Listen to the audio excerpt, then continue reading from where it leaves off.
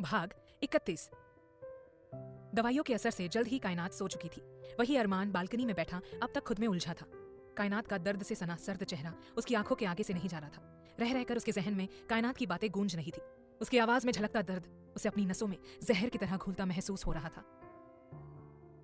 कुछ पल अपने ख्यालों में डूबे रहने के बाद अरमान ने किसी को कॉल लगाया और फुसफुसाता हुआ बोला, जय हिंद, मेल मिला? काम हुआ या नहीं? मैं कुछ नहीं जानता, मुझे गुर्जर का केस अपने हाथ में चाहिए। क्या चीफ इस केस को खुद हैंडल कर रही है? Are you sure? Chief agent कयामत की बात कर रहे हो तुम? नहीं, चीफ को जानता तो नहीं, पर सुना है उनके बारे में। तुम तो जानते ही हो कि हमारी पहचान अपनी टीम को नहीं होती।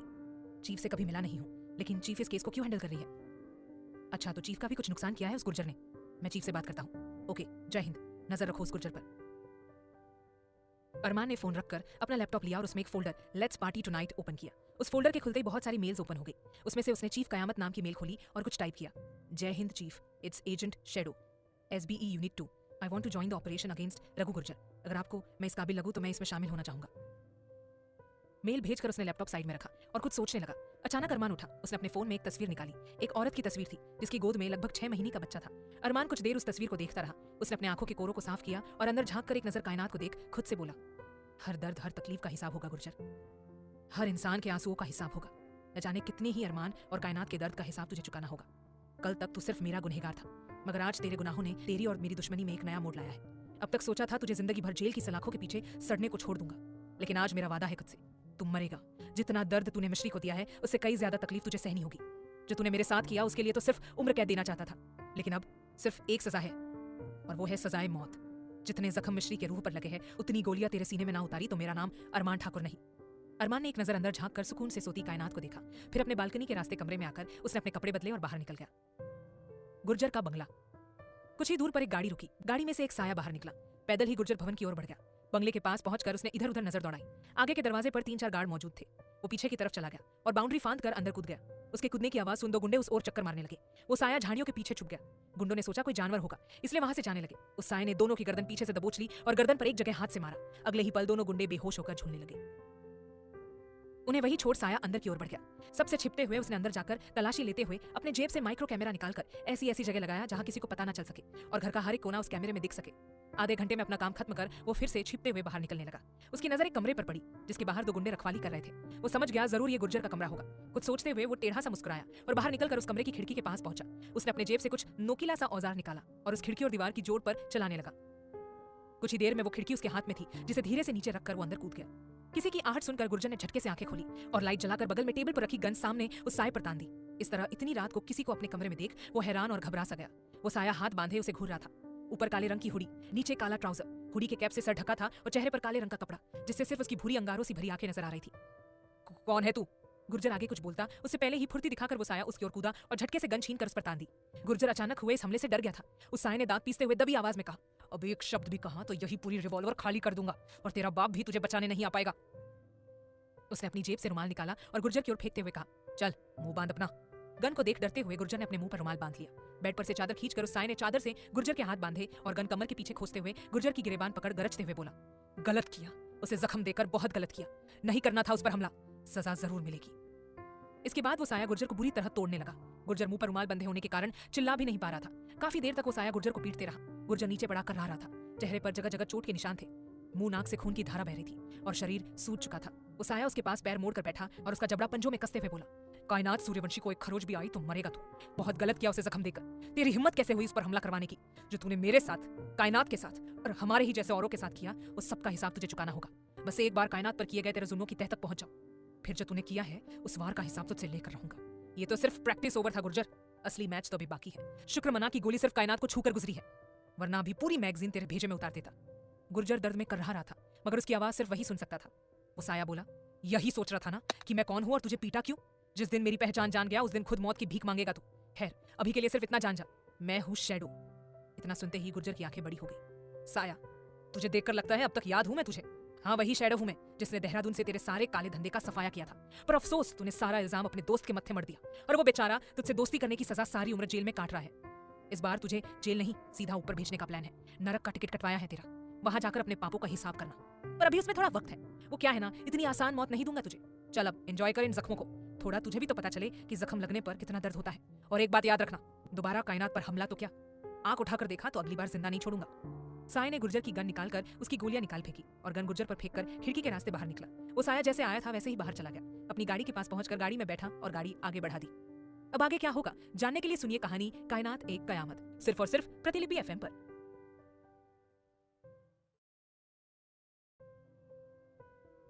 भाग 32। साय ने गुर्जर की गन निकालकर उसकी गोलियां निकाली और गन गुर्जर पर फेंककर खिड़की के रास्ते बाहर निकला। वो साया जैसे आया था वैसे ही बाहर चला गया। अपनी गाड़ी के पास पहुंचकर गाड़ी में बैठा और गाड़ी आगे बढ़ा दी। थोड़ा आगे जाकर अरमान ने अपने चेहरे पर से काला कपड़ा उतारा और खिड़की से बाहर फेंक दिया। उसके चेहरे पर अब तक गुस्से वाले भाव थे। आज फिर गुर्जर से मिलकर उसके अतीत के जख्म खुरेदे गए थे। उसके कानों में कुछ आवाजें गूंज रही थी। एक 13 साल का रोता हुआ बच्चा खुद को दीवार की ओट में छिपाए खड़ा था। बाहर गोलियों का शोर गूंज रहा था। साथ ही किसी के चिल्लाने की तो किसी के करहाने की आवाज गूंज रही थी। वो बच्चा डरा सहमा सा बाहर झांक रहा था, जहां हाथों में बंदूक थामे मौत का सौदागर बना गुर्जर खड़ा था। एक झटके से अरमान ने गाड़ी रोकी। फोन बजने की आवाज ने जैसे उसे वर्तमान में लाकर खड़ा कर दिया हो। उसने डैशबोर्ड पर रखे फोन की ओर देखा। किसी अननोन नंबर से कॉल था। उसने रिसीव किया तो सामने से आवाज आई, hello baby, how are you? Arman चीखते हुए, just shut up Mohini, how dare you call me. एक तो अरमान पहले से ही बहुत गुस्से में था, ऊपर से मोहिनी के कॉल ने उसके गुस्से को हवा दे दी। मोहिनी, हे बेबी, तुम तो गुस्सा हो गए, जस्ट रिलैक्स, यू रिमेंबर ना, इट्स माय बर्थडे। मुझे लगा तुम मुझे विश करोगे, बट इट्स ऑलरेडी 12:30। तुमने नहीं किया तो सोचा मैं ही कर लूं। Now come on, wish me a happy birthday. Arman, just cut the crap Mohini, शांत हूं तो शांत रहने दो। मुझे मजबूर मत करो कि मैं तुम्हें कौड़ी के बराबर भी ना छोड़ूं। मोहिनी, ओह बेबी, तुम तो गुस्सा हो गए। अच्छा चलो, तुम्हें विश नहीं करना तो मैं खुद कर लेती हूँ। Happy birthday to me, happy birthday to me, happy birthday to. Wish तो हो गया, अब मुझे मेरा बर्थडे गिफ्ट तो दो जल्दी। अरमान, मैंने तुम जैसी गिरी हुई लड़की आज तक नहीं देखी। पहले मैं सोचता था कि लड़की जात होती ही ऐसी है, बट आई वॉज रॉन्ग। एक वो है जिससे मिले हुए महज एक दिन हुआ है, फिर भी ऐसा लगता है जैसे उससे पाकीज़ा लड़की शायद ही कोई होगी। और एक तुम, जिसे देख लगता है तुमसे गिरी हुई शायद कोई होगी ही नहीं। दोबारा मुझे कॉल मत करना, just get hell out of my life. सोचा था तुम्हारे खेल का ऐसा जवाब दूंगा कि फिर किसी के साथ खेल ना सकोगी, पर किसी ने अच्छे से समझाया है कि तुम जैसों के लिए वक्त बर्बाद करना बेमानगी होती है, इसलिए दफा हो जाओ। मोहिनी, अरे अरे अरे, इतना गुस्सा, क्या बात है? अच्छा चलो, अब तुम तो गिफ्ट देने से रहे तो मैं ही तुम्हें गिफ्ट दे देती हूँ। अपना फोन देखो, उम्मीद है गिफ्ट तुम्हें पसंद आएगा। और हाँ, गिफ्ट के लिए थैंक यू मत बोलना, क्योंकि ये तो मेरा फर्ज था। इतना बोल मोहिनी ने कॉल कट किया। अरमान गुस्से में फोन रखने ही वाला था कि फोन बीप बजी। मोहिनी के नंबर से मैसेज था। अरमान ने खोलकर देखा तो उसमें एक कार्ड की तस्वीर थी जिस पर लिखा था, मोहिनी सक्सेना एंगेजेस हर्ष मल्होत्रा। नीचे लिखा था, कैसा लगा तोहफा बेबी, पसंद आया? अरमान उस तस्वीर को कुछ देर देखता रहा, फिर फोन डैशबोर्ड पर पटक कर सर स्टेयरिंग से टिका दिया। अब तक हर बार बेइज्जती होने के बाद भी तुम्हारे पीछे आया हूं, मगर अब नहीं। किसी वक्त में मैंने तुमसे बेइंतहा मोहब्बत की थी, फिर एक दौर आया जब उस मोहब्बत की हद पार हो जाए, इतनी नफरत तुमसे हुई मुझे। मगर आज ना मोहब्बत बची है ना नफरत। आज तुमसे हर रिश्ता खत्म करता हूँ। तुम्हारी और तुम्हारी यादों की कोई जगह नहीं है अब, न मेरे दिल में न मेरी जिंदगी में। आज मैं खुद को तुम्हारी यादों से आजाद करता हूँ। उसने अपने हाथ की ओर देखा, जिस पर एक अंगूठी अब तक अपनी मौजूदगी जाहिर कर रही थी। ये वही अंगूठी है जो मोहिनी ने सगाई के वक्त अरमान को पहनाई थी। एक कड़वाहट के साथ अरमान ने अंगूठी निकालकर खिड़की से बाहर फेंकी और फिर फोन लेकर अरमान कुछ पल उस तस्वीर को घूरता रहा। फिर उसने मैसेज लिखा, wish you a happy married life. कोशिश करना कि कहीं हर्ष मल्होत्रा भी अरमान ठाकुर ना बन जाए। किसी के साथ तो वफा कर देना, वरना हर शख्स अरमान ठाकुर की तरह दिलदार नहीं होता जो तुम्हें माफ कर दे। कहीं बेवफाई की आदत तुम्हें मरने को मजबूर ना कर दे। मैसेज भेजकर उसने मोहिनी को ब्लॉक कर दिया और फोन डैशबोर्ड पर रख गाड़ी सड़क पर पूरी रफ्तार के साथ दौड़ाने लगा। अरमान पूरी रफ्तार से गाड़ी सड़क पर दौड़ा रहा था। उसकी आंखों के आगे कभी कायनात का दर्द से लिपटा चेहरा नजर आ रहा था, कभी गुर्जर तो कभी मोहिनी। एक झटके से उसने अपनी गाड़ी रोकी और बाहर निकला। सामने एक होटल नुमा घर था, जहां अक्सर अरमान अपना गम भुलाने के लिए आया करता था। एक तरह से कहे तो अरमान का अड्डा, और साफ शब्दों में कहो तो बदनाम गली, जहां दिन में शरीफों का आना किसी पाप के समान होता है, वही रात में अक्सर शरीफ अपने शराफत का चोला उतार फेंकते हैं। अरमान अंदर गया। नीचे शराब का अड्डा था और ऊपर शबाब का।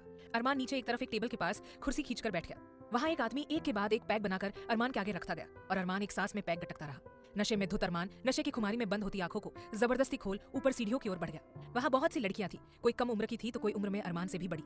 सब उसे रिझाने की कोशिश कर रही थी। अरमान ने एक को इशारा किया और वो लड़की अरमान को थाम कर कमरे में घुस गई। उसने दरवाजा अंदर से बंद किया, अरमान को बेड पर धक्का दे दिया और उसकी ओर बढ़कर उस पर झुकने लगी। अरमान की आंखों के आगे कायनात का चेहरा एक पल में गुजरा। उसकी आंखों के आगे वो पल घूमने लगा जब उसने पहली दफा कायनात को देखा था, जब कायनात ने उसकी दोस्ती को बोली। कायनात की कुछ बातें उसके कान में गूंजने लगी।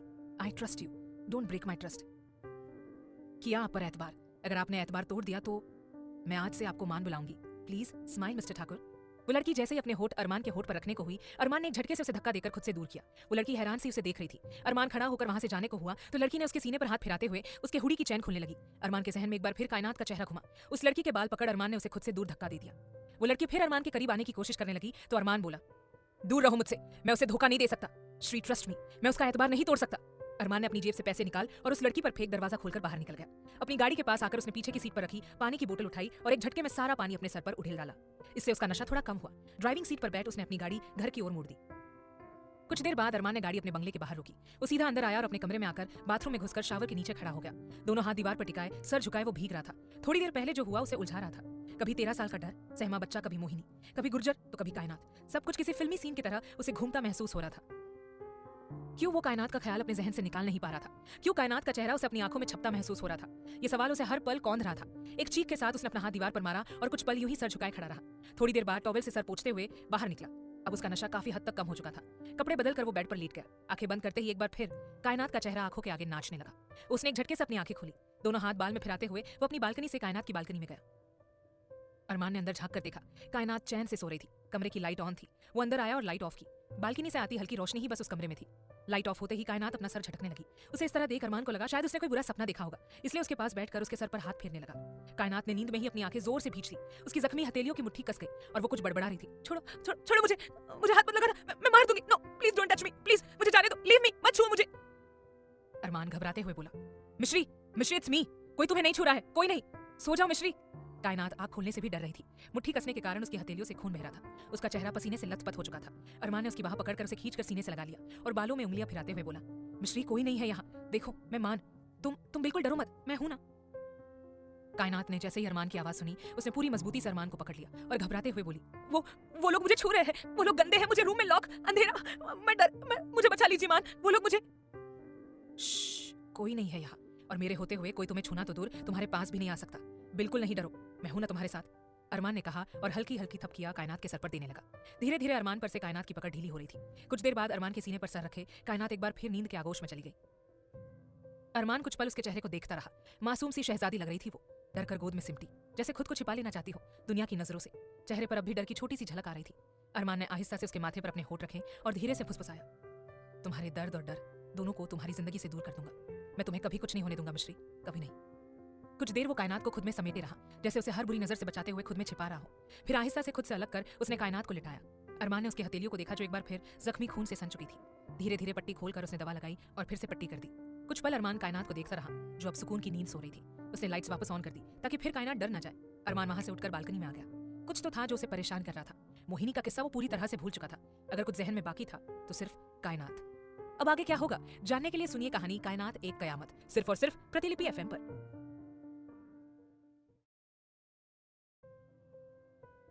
भाग 33। कुछ पल अरमान कायनात को देखता रहा जो अब सुकून की नींद सो रही थी। उसने लाइट्स वापस ऑन कर दी ताकि फिर कायनात डर न जाए। अरमान वहां से उठकर बालकनी में आ गया। कुछ तो था जो उसे परेशान कर रहा था। मोहिनी का किस्सा तो वो पूरी तरह भूल चुका था। अगर कुछ जहन में बाकी था तो सिर्फ कायनात। सिर पीछे कर काउच पर टिकाए आंखें बंद कर वो कुछ सोच रहा था। रॉकी से बात करते हुए जब रॉकी ने बताया था कि गुर्जर किसी लड़की के मॉलेस्टेशन केस के कारण ऋषिकेश से भागा था, तब कायनात के चेहरे पर खींची दर्द की लकीरें। कायनात का ये कहना कि बहुत करीब से वो इस केस को जानती है।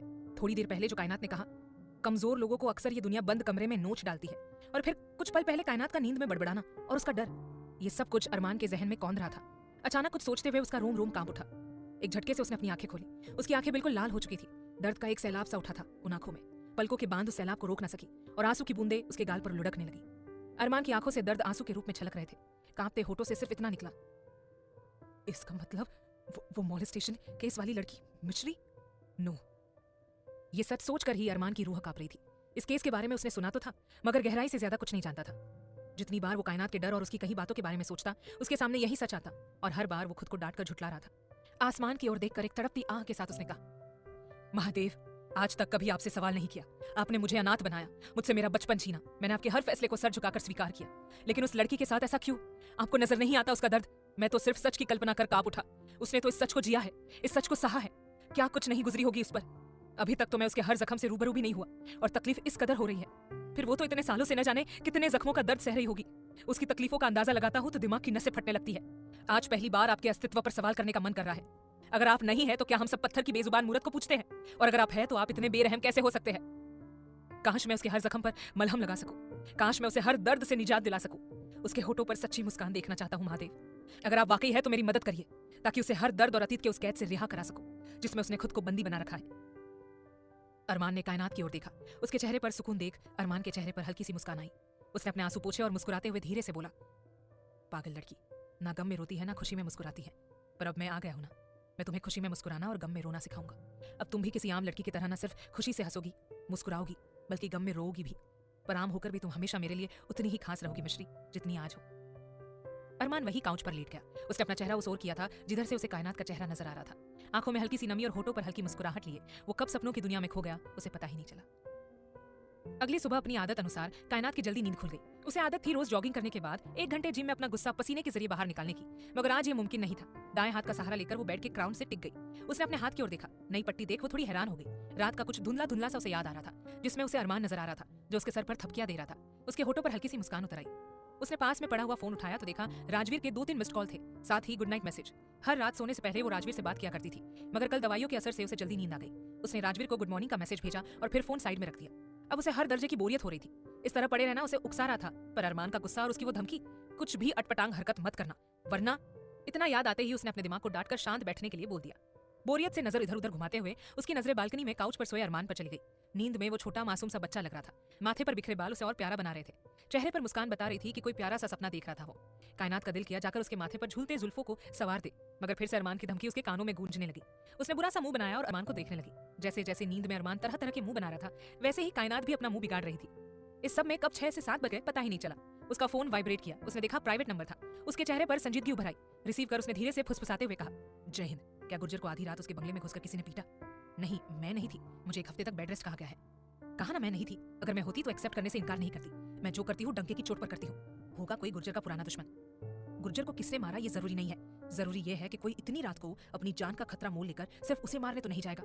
जो भी है उसका मकसद कुछ और था वहां जाने का। पता करती हूँ। गुर्जर तो बौखला गया होगा इस वक्त। काश उसकी ये बौखलाहट देखने मिलती। खैर, एक गुलदस्ता भेज देना और उस पर नोट लिखना, ये तो सिर्फ शुरुआत है। हजारों जख्मों के साथ ऐसी बौखलाहट रोज मिलेगी। ओके, जय हिंद, रखती हूँ। फोन रखकर कायनात सोच में डूब गई। कौन हो सकता है? ये सवाल उसके दिमाग में घूम रहा था। इससे भी अहम सवाल, आखिर किस मकसद से वो शख्स गुर्जर के बंगले पर गया था? चेहरे पर धूप पड़ने से अरमान बार बार अपनी आंखें भींच रहा था। आखिरकार धूप से हार मानकर वो उठकर बैठ गया। चेहरे पर हाथ फिराते हुए उसी हाथ को बालों में घुमाकर उसने अंगड़ाई ली। तभी उसकी नजर अपनी सोच में डूबी कायनात पर गई। सुबह की ताजगी में वो ताजा कली सी लग रही थी। वो गोरा चेहरा गुलाबी निखार के साथ दमक रहा था। बिखरे बाल जिन्हें अरमान ने बीते दिन एक रबर बैंड के सहारे बांधा था, उनसे निकलकर लटे बेतरबी से कायनात के चेहरे पर अपना पहरा जमा रही थी। होठों पर हमेशा की तरह खामोशी और नीली बोलती आंखों में सूनापन। न जाने कितनी देर वो उस खूबसूरती में खोया सा उसे निहारता रहा। गली के आखिर पर चाय के स्टॉल पर कोई गाना बजा रहा था, जिसकी धुन सुन अरमान मुस्कुरा उठा। शिकायतें मिटाने लगी। सुबह बेदाग है, सुबह बेदाग है, जो बर्फ को गलाने लगी। कहीं तो आग है, कहीं तो आग है। ना उड़ने की इस दफा ठानी, परिंदों ने भी वफा जानी। अंधेरे को बाहों में लेके उजाले ने घर बसाया है। एक जीत तू है, एक हार मैं हूँ। हार जीत जोड़े जो तार मैं हूँ। वाकई ये सुबह बेदाग सी थी अरमान के लिए। कल रात तक दिमाग जितना उलझा हुआ था, इस पल में उतनी ही शांति और सुकून है। उस पर से सादगी में सामने बैठी एक बेदाग पाकीज़ा सी अप्सरा। अचानक गाना बंद हो गया और अरमान जैसे किसी चुंबकीय आकर्षण से बाहर आया। अब आगे क्या होगा जानने के लिए सुनिए कायनात एक कयामत, सिर्फ और सिर्फ प्रतिलिपि एफएम पर।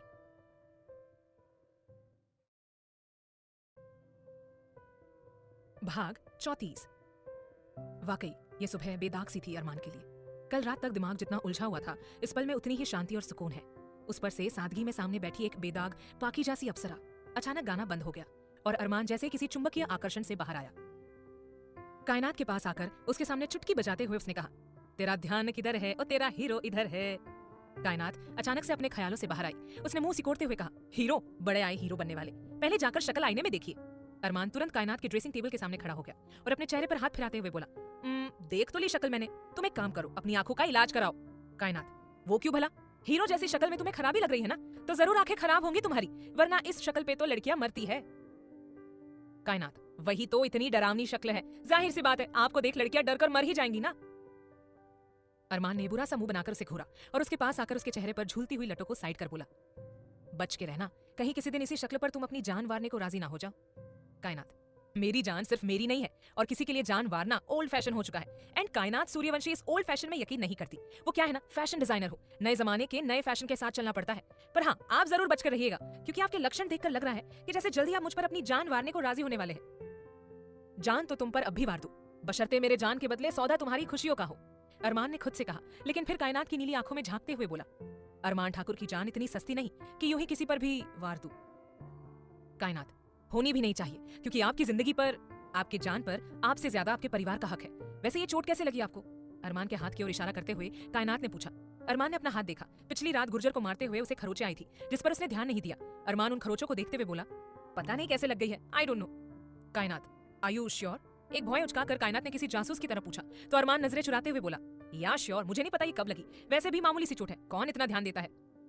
मुझे ऐसा क्यों लग रहा है कि मान कुछ छिपा रहे हैं। ये खरोंचे ऐसी हैं जैसे किसी से लड़ाई हुई है मान की। गुर्जर को रात में किसी ने मारा। मान ने दिन में कहा था कि वो गुर्जर से मेरा हिसाब बराबर करेंगे, तो कहीं मान ने ही तो। कायनात एक बार फिर सोच में डूब गई थी। अरमान की ओर देखकर उसने कहा, मान सच सच बताइए, कैसे लगी ये चोट? देखकर लग रहा है जैसे किसी से लड़ाई में या किसी को मारने में चोट आई हो। क्या आपकी किसी से लड़ाई हुई? अरमान, मिश्री, ऐसा कैसे हो सकता है? कल सारा दिन मैं तुम्हारे साथ था, तुम जब सोई थी तब तक तो मैं यहीं था, फिर सुबह भी तुम उठी तो मैं वहीं सो रहा था। किसी से लड़ाई कैसे हो सकती है? एक मिनट, मे भी कल जिन गुंडों ने तुम पर अटैक किया था उनसे लड़ाई करते वक्त चोट लगी होगी। कायनात, हाँ शायद तभी लगी हो, पर मान ये तो गलत है ना। आप मेरे एक छोटे से भी जख्म पर डांटते हुए मलहम लगाने लगते हो और अपने जख्म को खुला छोड़ दिया। अगर मेरे हाथ ठीक होते तो मैं मलहम लगा देती, पर आप प्लीज सोनिया से मलहम लगवा दीजिए। अरमान, ओके रिलैक्स, छोटी सी चोट है, डोंट वरी, लगा लूंगा मलहम। अरमान ने कहा और एकाएक चेयर उठाकर बाथरूम में बेसिन के सामने रखी और कायनात के पास आकर उसे गोद में उठाते हुए बोला, चलो तुम्हें वॉशरूम तक पहुंचा देता हूँ। मैंने बेसिन के सामने चेयर रख दी है, तो प्लीज बैठकर ब्रश करना, पैर पर बिल्कुल जोर मत देना, स्टिचेस खुलने का रिस्क है। कायनात, मान मैं क्या 2 साल की बच्ची हूँ, इतना बेसिक मुझे पता है, आप खामखा इतनी चिंता कर रहे हैं। अच्छा, अभी तुम्हें फ्री छोड़ दूं ना तो ऐसी हालत में भी एक्शन गर्ल बनकर घूमने लगोगी। बड़ी आई चिंता ना करने वाली, तुम 2 साल की नहीं 1 साल की बच्ची हो, समझी? अरमान ने उसे बेसिन के सामने चेयर पर बिठाया और वॉशरूम का दरवाजा हल्के से सटाकर बोला, मैं बाहर ही हूँ, आवाज दे देना। कायनात, ओके। इधर अरमान ने कायनात का बिस्तर ठीक किया, फिर जल्दी जल्दी कॉफी बनाकर ले आया और कायनात का इंतजार करने लगा। थोड़ी देर बाद कायनात ने आवाज लगाई तो अरमान उसे बाहर ले आया और बेड पर बिठाकर उसकी ओर कॉफी मग बढ़ाया। कायनात, मान स्टॉप। अरमान कॉफी पीने ही वाला था, रुकते हुए बोला, क्या हुआ? कायनात, फर्स्ट ब्रश योर टीथ, उसके बाद कॉफी। अरमान, क्या फर्क पड़ता है मिश्री, मुझे आदत है पहले कॉफी की। No, it's bad manners, go brush your teeth. आप जाइए और वापस आइए, मैं इंतजार करूंगी, फिर साथ में कॉफी पियेंगे। ओके फाइन, आता हूं मैं, और हाँ मैं सोनिया को भेज देता हूँ, वो तुम्हें चेंज करने में हेल्प कर देगी। अरमान ने कॉफी मग वहीं रखा और फिर बालकनी से अपने कमरे में आया। सबसे पहले सोनिया के कमरे में जाकर उसने उसे कायनात के पास भेजा और फिर अपने कमरे में आकर बाथरूम में घुस गया। थोड़ी देर बाद अरमान टॉवेल से अपना चेहरा पोंछते हुए बाहर निकला और कायनात के कमरे में गया, जहां कायनात और सोनिया बातें कर रही थी। सोनिया की मदद से कायनात ने चेहरा धोकर कपड़े बदल दिए थे। अब वो सफेद रंग की एक ढीली सी टी शर्ट और ब्लू शॉर्ट्स में थी, जिसमें उसके गोरे पैर साफ नजर आ रहे थे। अरमान को देख सोनिया उसके पास आई और झुककर उसके पैर छूती हुई बोली, भाई I am going for my exams, wish me best of luck so that मैं आरके का ये एग्जाम क्लियर कर आरके की ट्रेनिंग ले सकूं। अरमान, बिल्कुल मेरी झल्ली जो चाहती है वही होगा, कहते हुए उसके सर पर हाथ फेरा तो सोनिया थैंक यू भाई कहते हुए उसके गले लग गई। फिर चहकती हुई वो चली गई एग्जाम के लिए, क्योंकि कुछ ही देर में सम्राट उसे एग्जाम वेन्यू ले जाने के लिए आने वाला था। अरमान, मिश्री मैं कॉफी गर्म करके आता हूँ। कायनात, मान कोल्ड कॉफी भी खराब नहीं होती। As you wish. Coffee mug उठाकर उसकी ओर बढ़ाया। पहला सिप लेते हुए कायनात ने बुरा सा मुंह बनाया और बोली, मान ये तो चॉकलेट कॉफी है, मैंने जानबूझकर बनाई है। क्या हमेशा कड़वी काली कॉफी पीती हो? ऐसा लगता है जैसे नीम के पत्ते कड़वे करेले जैसा जूस पी रहे हैं, इसलिए इतनी कड़वी हो तुम। अब आज से रोज सुबह की शुरुआत तुम्हारी इस मीठी सी कॉफी से होगी, तभी तो तुम अपने नाम की तरह मिश्री बनोगी। कायनात, अच्छा मैं नीम की पत्ती और मेरी ब्लैक कॉफी कड़वा करेला जूस, वेरी बैड मान, मुझे मीठा नहीं पसंद। अरमान, अच्छा तो फिर तुम्हारी मॉम ने तुम्हारा नाम मिश्री क्यों रखा? कायनात, बिकॉज बचपन में मुझे मीठा बहुत पसंद था, specially chocolates and mama's special kheer. मेरे रहते घर में मीठा बच जाए दैट वाज इम्पॉसिबल, पर अब मुझे मीठे से चिढ़ होती है। I don't like it because mama कहती थी कि मीठा खुशियां मनाने के लिए खाया जाता है, इसलिए मैंने मीठा खाना छोड़ दिया। अरमान, तो है ना खुशी की वजह, जानी दुश्मन बनकर लड़ने वाले मान एंड मिश्री की दोस्ती हो गई है, तो मीठा बनता है ना, और अब से तुम्हें रोज सुबह इसी मीठे से शुरुआत करनी है। मॉम कहती है मीठा खाने से दिन अच्छा जाता है। कायनात कुछ बोलती तब तक अरमान उठते हुए बोला, चलो कॉफी तो फिनिश हो गई। कायनात उसे घूरने लगी क्योंकि अरमान ने बातों में उलझाकर उसे मीठी कॉफी पिला दी थी। चिढ़ते हुए मुंह बिगाड़कर वो बैठ गई। उसे ऐसा करते देख अरमान ने उसकी नाक खींचते हुए कहा, सो क्यूट, और कमरे से बाहर चला गया। इधर उसके जाने के बाद कायनात हल्का सा मुस्कुराई, उसने अपनी नाक पकड़ी और अरमान की तरह बोली, सो क्यूट। कुछ देर बाद नीचे से अरमान ने आवाज लगाते हुए कहा, मिश्री अभी ब्रेकफास्ट करोगी या बाद में? कायनात, बाद में, अभी भूख नहीं है।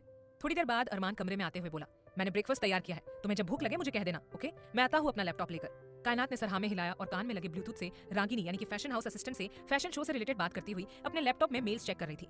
उधर अपने कमरे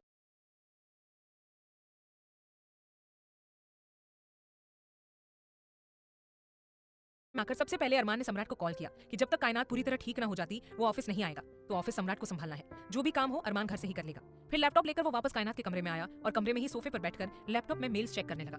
अब आगे क्या होगा जानने के लिए सुनिए कहानी कायनात एक कयामत, सिर्फ और सिर्फ प्रतिलिपि एफएम पर। भाग 35। उधर अपने कमरे में आकर सबसे पहले अरमान ने सम्राट को कॉल कर कहा कि जब तक कायनात पूरी तरह से ठीक नहीं हो जाती वो ऑफिस में नहीं आएगा, तो ऑफिस सम्राट को संभालना है, जो भी काम हो अरमान घर से ही कर लेगा। फिर लैपटॉप लेकर वो वापस कायनात के कमरे में आया और कमरे में ही सोफे पर बैठकर लैपटॉप में मेल्स चेक करने लगा। उसने लेट्स पार्टी टुनाइट फोल्डर खोला और उसमें चीफ कयामत नाम के मेल को खोला। जो मेल उसने भेजा था उसका रिप्लाई आया था। आपके बारे में सुना है सीनियर से, एक काबिल एजेंट है आप। सो एजेंट शेडो, अगर आप इस ऑपरेशन में जुड़ना चाहते हैं तो यू आर मोस्ट इनवाइटेड। मगर याद रहे, यह आसान नहीं होने वाला है, हर मोड़ पर खतरा होगा। क्या आप फिर भी जुड़ना चाहेंगे? अगर हाँ तो यू आर वेलकम। सर पर कफन तो हम लोगों ने उसी दिन बांध लिया था जब गुर्जर जैसों का सफाया करने इस मैदान में उतरे थे, तो अब मौत से कैसा डर। मैं अब भी जुड़ना चाहूंगा। अरमान ने मेल लिखा तो उधर से जवाब आया, गुड, आपसे यही उम्मीद थी। एक जाबाज ऑफिसर है आप, इंतजार करिए मेरे कॉल का। आपको क्या करना है इसके इंस्ट्रक्शन आपको कॉल के थ्रू मिलेंगे, और हाँ, जब जरूरी होगा तब हम आमने सामने होंगे। फिलहाल वेट करिए। एंड मोस्ट इंपॉर्टेंट थिंग, मेरे सवाल का सच सच जवाब दीजिएगा। बीते रात आप गुर्जर के बंगले पर क्यों गए थे? कुछ स्पाई कैमरा लगाया है उस सांप के बिल में, जिससे उसकी हर हरकत पर नजर बनी रहे। अरमान ने लिखा, जिस पर उधर से जवाब आया, ओके, बट नेक्स्ट टाइम ऐसा कुछ करने से पहले 100 दफा सोच लीजिएगा, बिकॉज ये ना सिर्फ आपके लिए बल्कि हमारे ऑपरेशन के लिए भी रिस्की हो सकता है। अगर आप पकड़े जाते तो क्या होता ये आप भी जानते हैं। सो जोश से नहीं, होश से काम लीजिए। अरमान ने लिखा, या मैं ध्यान रखूंगा, और फिर ऑफिस के मेल्स देखने लगा। कुछ देर बाद उसने वक्त देखा, 9:30 बज रहे थे। मिश्री, अब बहुत हुआ काम, ब्रेकफास्ट करो। अब खाना स्किप करना, देर से खाना, इसी सब की वजह से ऐसे सिंगल हड्डी बनी हुई हो। अरमान ने कहा और कमरे से बाहर जाने को हुआ ब्रेकफास्ट लाने, तो कायनात नाक सिकुड़ते हुए बोली, ओ हेलो, उसे सिंगल हड्डी नहीं स्लिम फिगर कहते हैं। And for your kind information, ये मैंने डाइट एंड ऑल से नहीं बल्कि डेली जिम में 1 घंटे पसीना बहाकर बनाया है। अरमान, अब तुम इसे अपने फैशनेबल टर्म्स में स्लिम फिगर बोलो या मैं सिंगल हड्डी बोलूं, बात एक ही है, समझी मिस क्यूट मिश्री। अरमान चला गया। कायनात ने थोड़ा आगे झुककर खुद को आईने में झांका और कहा, मिस क्यूट मिश्री, नॉट बैड, वैसे क्यूट तो मैं हूँ। नहीं, मान मुझसे ज्यादा क्यूट है, पर कहूंगी नहीं, वरना फिर इनके अंदर का फ्लर्ट बाहर आएगा और ये मुझे समथिंग समथिंग बोलकर चिढ़ाएंगे। अरमान कायनात के लिए ब्रेकफास्ट लेकर आया तो कायनात रागिनी से बात करते हुए लैपटॉप में कुछ डिजाइन देख रही थी। अरमान बार बार उसे काम छोड़ खाने बोल रहा था, लेकिन इसके कान में तो ब्लूटूथ घुसा हुआ था, तो सुनाई कैसे दे। अरमान ने ब्लूटूथ निकाला और उसके गोद से लैपटॉप उठाकर साइड में रखा। इस समय उसका हाथ लैपटॉप के सेंसर पर लग गया, जिससे एक फोल्डर ओपन हो गई। ये एक वीडियो था जो चालू हो गया था। उसमें कायनात सफेद रंग का गाउन पहले स्टेज पर माइक लिए खड़ी कुछ बोल रही थी। एक काली अंधेरी रात थी, हवाओं में खौफ की सौगात थी। सुकून से सोई थी एक बेटी, क्योंकि उसकी माँ उसके साथ थी। मगर उस रात उन पर बरसाया गया था कहर। खौफ का वो मंजर बस गया मन में बनकर जहर। वो रात। अरमान ध्यान से उस वीडियो को देखकर लाइंस सुन रहा था। अचानक से कायनात ने वीडियो बंद की और लैपटॉप की स्क्रीन डाउन कर दी। अरमान, मिश्री बंद क्यों कर दिया? कितना अच्छा था यार, मुझे सुनना है। कायनात घबराते हुए, मान कुछ खास नहीं है, it's just a silly poem, आप खिलाइए ना, मुझे बहुत जोरों की भूख लगी है। अरमान, ओके, मुंह खोलो। वैसे ये कब की थी? You were looking pretty. I mean मैंने तुम्हें जीन्स में ही रफ एंड टफ लुक में देखा है, गाउन में बिल्कुल प्रिंसेस लग रही थी। कायनात, थैंक्स मान, वो कॉलेज के एनुअल फेस्ट के टाइम का है। मुझे लिखने का शौक था तो प्रोफेसर ने जबरदस्ती पोएम में मेरा नाम लिख दिया, और ये ड्रेस, उफ, 2 घंटे तक लड़ने के बाद जबरदस्ती रोहन और करण के कारण मुझे पहननी पड़ी। कोई कैसे ये हैवी ड्रेस पहन सकता है? मेरा तो दम घुट रहा था। अरमान, तुम्हें आदत नहीं है इसलिए ऐसा लग रहा होगा, but you were pretty and that. कायनात के इस तरह घबराने और बात बदलने से अरमान समझ गया था कि कायनात नहीं चाहती थी कि वो पोएम सुने। उन लाइंस में कुछ तो था, जैसे किसी ने अपने जज्बातों को, अपने दर्द को घोल कर परोसा हो। शायद वो महज एक सिली सी पोएम नहीं, किसी की जिंदगी थी। मिश्री, मैंने तुमसे वादा किया था, जब तक तुम नहीं चाहोगी मैं तुम्हारे अतीत के करीब नहीं आऊंगा, और मेरा दिल कह रहा है ये पोएम भी उसी अतीत में शामिल है। मैं इंतजार करूंगा जब तुम खुद उस अतीत को मुझसे साझा करोगी, जब तुम खुद इसे खुद से दूर करना चाहोगी, क्योंकि जब तक तुम खुद ऐसा नहीं चाहती तब तक मैं कुछ भी कर लूं तुम्हें इस दर्द से निकाल नहीं पाऊंगा। अरमान ने खुद से कहा और कायनात को ब्रेकफास्ट कराने लगा। ब्रेकफास्ट के बाद दोनों आमने सामने बैठे किसी प्रोजेक्ट को लेकर डिस्कस कर रहे थे। तभी अचानक अरमान ने कहा, मिश्री, अभी तुमने कहा ना कि तुम्हें लिखने का शौक था, तो कुछ सुनाओ ना। कायनात, मान अभी, आई मीन क्या जरूरत है, मैं कुछ खास नहीं लिखती। अरमान, यार कभी तो मेरी बात मान लिया करो। बेचारा सा चेहरा बनाकर उसने कहा तो कायनात को उसकी बात माननी पड़ी। कायनात ने गहरी सांस ली और सीलिंग फैन को अपनी खाली उदास नजरों से घूरती हुई बोली, मेरी माँ को नींद से जगा दे कोई, नहीं तो मुझको ही सुला दे कोई। मुझको बिस्तर की आदत नहीं, अपनी गोद में सुला दे कोई। शायद जाग जाए माँ मेरा रोना सुनकर, मुझे बेवजह ही रुला दे कोई। मुझे ख्वाहिश नहीं कुछ दुनिया से, मुझे सिर्फ मेरी माँ से मिला दे कोई। जख्मों से दागदार है मेरी रूह, उन जख्मों के निशान मिटा दे कोई। मुझे चाह नहीं दौलत ए जमाने की, बस माँ की ममता कहीं से ला दे कोई। जो साया मेरे सर से उठ चुका है, मेरी माँ का वो साया मुझे लौटा दे कोई। कमरे में कुछ पल के लिए खामोशी पसर गई। कायनात की आवाज की नमी के साथ साथ दर्द उन हवाओं में घुल रहा था। एक एक लफ्ज उसके दिल से निकले जज्बात थे, वही हर एक लफ्ज अरमान के दिल में घर करता गया। जज्बातों का एक भवंडर उन दोनों को खुद में समाने की कोशिश करने लगा। मैं बस अभी आया, अपनी कांपती आवाज में टूटे फूटे शब्दों में बोल अरमान वहां से उठकर बालकनी में रेलिंग को दोनों हाथों से पकड़कर सर झुकाए खड़ा हो गया। आंखों से आंसुओं के साथ दर्द का सैलाब बाहर आने को आतुर था, लेकिन अपनी लाल आंखों को मींचकर गहरी सांसें लेते हुए उसने अपने जज्बातों को जब्त किया। फोन में एक औरत जिसके गोद में 6 महीने का बच्चा था, उसकी तस्वीर निकालकर कुछ पल देखता रहा। उस तस्वीर को दोनों आंखों से बारी बारी छूकर उसने चूमा और अपने सीने से लगाते हुए एक ठंडी आह भरकर बोला, मिस यू यार, वापस लौटा हूं माँ, आपका अमी आपको बहुत मिस कर रहा है। कुछ देर वहीं रहकर वो अंदर आया और सोफे पर बैठकर लैपटॉप में खुद को व्यस्त करने के लिए कोशिश करने लगा, लेकिन आंखों में बार बार दर्द अपनी जगह बना रहा था। कायनात तब से उसे ही देख रही थी। वो इस वक्त खुद भी इस जज्बातों के भवंडर में जूझ रही थी। अपनी माँ की यादों के साथ कुछ कड़वी यादें भी उस पर हावी हो रही थी। एक गहरी सांस खींचकर उसने कहा, मान। सर उठाकर उसने कहा, इधर आइए ना। बेड की ओर इशारा करते हुए कायनात ने कहा तो अरमान लैपटॉप साइड रखकर उठ गया और बेड पर उसके पास बैठ गया। क्या हुआ मिश्री, कोई बात है क्या? क्या मैं आपके गले लग जाऊं? कायनात ने थोड़ा झिझकते हुए कहा तो अरमान कुछ पल उसके चेहरे को देखता रहा, फिर बोला, आर यू ओके? नो। सर दाएं बाएं झटकते हुए उसने कहा, फिर बोली, बोलिए ना मान, लग जाओ क्या आपके गले? कम। अपनी बाहें खोल अरमान ने उसे आने का इशारा किया तो हल्के से आगे झुककर कायनात उसके गले लग गई। उसके सीने पर सर टिकाए हल्के से उसने अरमान को एक हाथ से पकड़ा था। अरमान उसके बालों में हाथ फेर रहा था। एक बात बोलूं? सर उसके सीने से बाहर निकालकर कायनात ने कहा तो अरमान ने अपना सर हाँ में मिला दिया। कायनात वापस अपना सर उसके सीने पर टिकाती हुई बोली, मैं नहीं जानती आपको कौन सी बात इतनी तकलीफ दे रही है। मैं पूछकर आपके जख्मों को खुरेदना नहीं चाहती, पर इतना जानती हूँ कि आप स्ट्रांग हैं, मेरी तरह कमजोर नहीं। पता है, दर्द होने पर भी मैं जब रो नहीं पाती तो ये दर्द ना और तकलीफ देने लगता है। प्लीज खुद को मत रोकिए मान। आप ही ने मुझसे कहा था ना कि रोने से कोई कमजोर नहीं होता, फिर आप अपने आंसुओं को कैद क्यों कर रहे हैं? ये आंसू भले ही पानी होते हैं मगर इन्हें जब्त रखने से आग की तरह हर पल जलाते हैं, कभी दिल को तो कभी रूह को। प्लीज खुद को जलने मत दीजिए। हम दोस्त हैं ना, तो आप मेरे साथ अपना दर्द बांट सकते हैं। मत रोकिए अपने दर्द को, लेट देम फ्लो। अरमान कुछ पल खामोश सा कायनात को गले लगाए बैठे रहा। शायद ये उसके साथ का असर था कि अरमान की आंखों की नमी आंसू बनकर बाहर आने लगी। कायनात पर उसकी पकड़ कस गई थी। उसके कंधे पर सर रख के वो रो रहा था। कायनात ने अपनी आंखें बंद कर ली। पहली बार किसी का दर्द, किसी के आंसुओं से उसे फर्क पड़ रहा था। उसे तकलीफ हो रही थी। आज उसे अपने दर्द पर अरमान का दर्द भारी पड़ता महसूस हो रहा था। अब तक उसका अपना दर्द उसे कचोट रहा था, मगर इस पल अरमान की तकलीफ उसे शिद्दत से महसूस हो रही थी। अब आगे क्या होगा जानने के लिए सुनिए कहानी कायनात एक कयामत, सिर्फ और सिर्फ